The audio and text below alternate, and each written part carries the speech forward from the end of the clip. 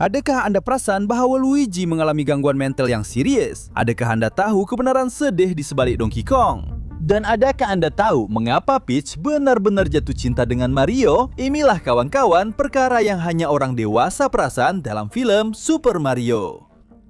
Luigi mengalami keresahan. Sepanjang film, Luigi sangat penakut dan boleh dikatakan pengecut. Bagi kanak-kanak, ini hanyalah sesuatu yang lucu.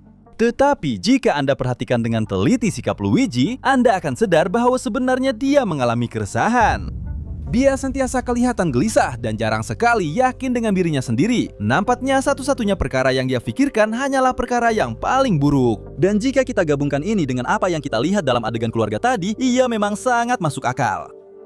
Keluarga toksik Mario bukan saja menyebabkan Mario rasa tidak yakin, malah ia juga mungkin telah memberi kesan kepada Luigi sampai ke tahap itu. Tidak heranlah pikirannya hanya melihat yang terburuk tentang dunia. Dan izinkan saya beritahu Anda bahwa Luigi adalah gambaran jelas tentang keresahan. Seluruh cara dia berkelakuan dan menghadapi situasi adalah sama seperti apa yang dialami oleh seseorang yang cemas. Selepas mengetahui perkara ini, jika kita lihat semula beberapa babak di mana Luigi muncul, sikapnya langsung tidak normal.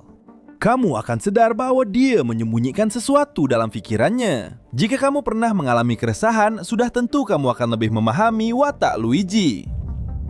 Adakah kamu perasan tentang perkara ini? Bowser ialah seorang penguntit. Satu perkara yang agak mengganggu yang hanya orang dewasa perasan ialah Bowser sebenarnya tidak jatuh cinta dengan Peach. Sebaliknya, dia benar-benar taksub dan kecewa dengan Peach. Dari awal lagi, semuanya berkisar tentang Peach. Kuasa bukanlah perkara utama baginya. Dia hanya mahu Peach menerima dia sebagai suami, dan itu sahaja. Dia tetap bertegas setiap kali ada peluang. Dan kalau kita bawa perkara ini ke situasi sebenar, ia memang agak menakutkan. Bayangkan kalau setiap masa kau jumpa seseorang yang memang gak bersama kau secara paksa. Dia sanggup buat apa saja walaupun kejam supaya kau hanya berada di sisinya. Aduh, itu dah tak jadi seronok. Sebenarnya kita sedang bercakap tentang seorang penghendap. Bila kita faham macam ni, kita sedar yang lagu Piano Peaches tu sebenarnya bukan lagu romantik. Ia sebenarnya lagu seorang psikopat yang obses dan sanggup buat apa saja untuk bersama dengan orang tu. Itu memang sangat kelam. Bagi sesetengah orang, tingkah laku Bowser memang sangat mengarut. Tetapi dalam kehidupan sebenar, perkara seperti yang dilakukan Bowser terhadap Peach boleh berakhir dengan cara yang paling teruk. Pikirkan saja tentang ini. Kita boleh bandingkan sikap Bowser dengan lagu Every Breath You Take oleh Police. Bagi ramai orang, lirik lagu itu sangat mengganggu. Ia seolah-olah ditulis oleh seorang penghendap. Dan itu memang menakutkan. Apapun, ini adalah satu perincian yang hanya orang dewasa boleh perasan. Peach jatuh cinta dengan Mario kerana dia tiada pilihan lain. Dalam permainan video, kita tidak pernah diberitahu bagaimana dunia-dunia dalam Mario berfungsi. Kita hanya muncul untuk mengumpul bintang, mengalahkan Bowser, dan menyelamatkan Puteri. Sudah tentu, pada akhirnya Mario diberi ganjaran dengan ciuman di hidung oleh Peach. Tetapi dengan film ini, semuanya berubah. Kita diberi gambaran bahwa sejak kecil Peach tidak pernah berinteraksi dengan manusia lain. Terutamanya seorang lelaki. Apabila Anda sudah dewasa, Anda lebih memahami perkara ini berbanding ketika Anda masih kecil. Dan jika Anda pikirkan, Peach ialah seorang wanita yang penting dan sangat bernilai tinggi. Jadi, untuk dia jatuh cinta begitu sahaja dengan seorang tukang pipe yang pendek, ia mungkin kelihatan seperti satu fantasi saja. Jadi, berdasarkan apa yang kita lihat dalam film itu, kita sedar bahwa Peach hanya jatuh cinta dengan Mario kerana dia satu-satunya pilihan yang dia ada.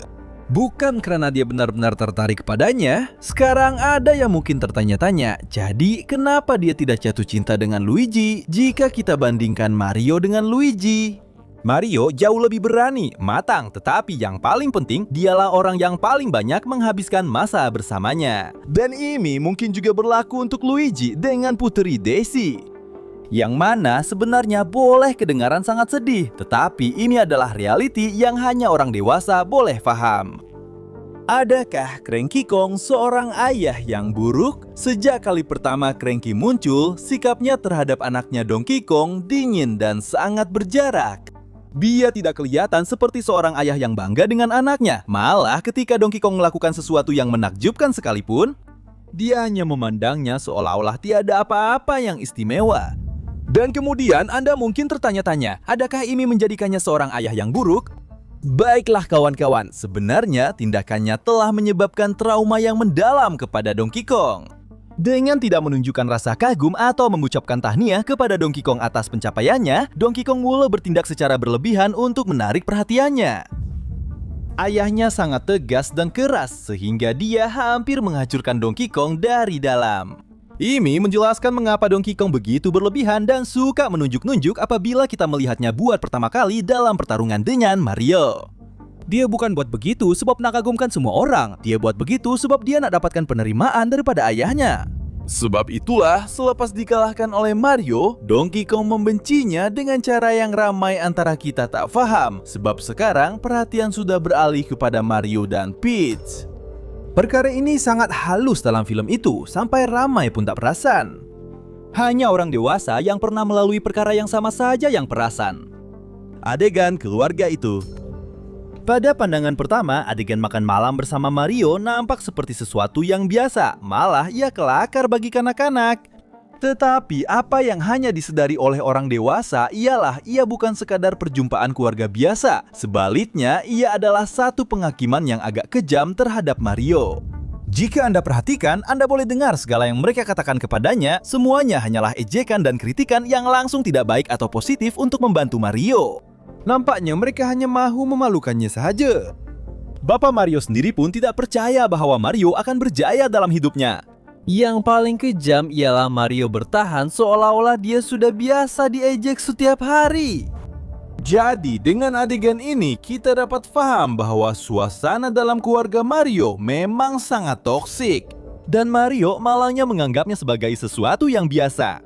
Dia tidak mendapat sokongan daripada sesiapapun kecuali abangnya Luigi.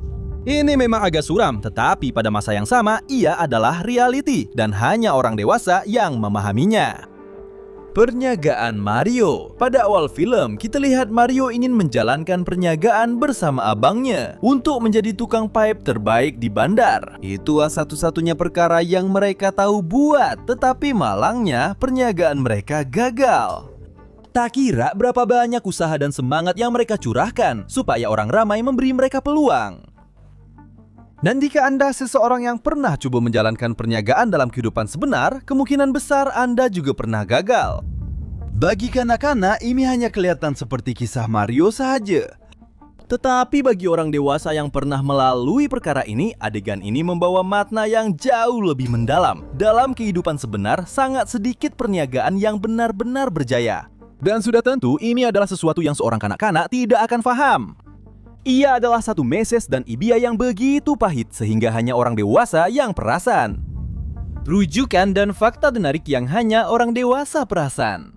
Iklan yang mereka gunakan untuk mempromosikan perniagaan tukang pipe mereka dibuat dengan tema iklan tahun 80-an dan 90-an. Seperti pada tahun-tahun ketika kita pertama kali melihat tukang pipe itu. Dan bukan hanya iklan atau musik saja, ada beberapa rujukan kepada permainan dari zaman itu. Ingat tak Duck Hunt? Mungkin tidak, tapi mungkin ayah kamu ingat. Pada zamannya ia memang unik. Sambungkan pistol plastik ke Nintendo kamu dan bila kamu tembak, ia muncul di screen. Ini adalah sesuatu yang baru dan memberi kesan kepada ramai orang. Dalam film itu sendiri sebenarnya ada lebih lagi, ada rujukan kepada permainan ini. Anjing wanita jutawan yang muncul pada awal cerita itu berdasarkan salah satu rekaan awal yang dirancang untuk anjing dalam Duck Hunt. Selain melihat anjing itu, dalam salah satu lukisan di restoran pizza, kita boleh nampak salah seekor itik yang muncul dalam permainan ini. Dan satu lagi permainan yang muncul dalam film ini ialah permainan dari tahun 1987. Yaitu Kid Icarus. Mario muncul bermain permainan ini selepas dia berasa letih dengan segala-galanya. Ini bukanlah satu kebetulan, karena bukannya paparan game over yang muncul, sebaliknya terdapat teks yang tertulis I'm finished atau saya dah habis. Ini memberi gambaran betapa letihnya Mario karena tiada apa yang berjalan lancar untuknya. Baiklah, adakah Anda tahu sebarang rujukan lain yang hanya orang dewasa perasan? Tinggalkan jawaban Anda di ruangan komen. Jumpa lagi dalam video seterusnya.